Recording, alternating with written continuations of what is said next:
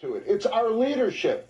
Can we believe leaders, mayors, and governors who 1 week say you have to be locked down because of COVID-19, and the next week they totally forget about COVID-19, and as you say, they're getting together with protesters who are not obeying social distancing, that are in anger. And I have to tell you, in my book on fear, I point out that when you're angry, when you're having a lot of emotion and passion, you know what you do?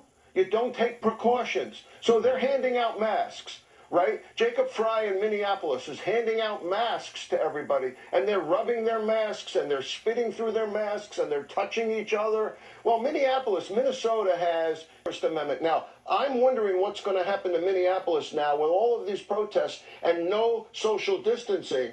25 centers, hotspots around the United States, according to the Associated Press, are worrisome for the issue of what's going to happen with all this protesting, all this congregating together. What's going to happen a few days from now? Just a few days from now, what will happen?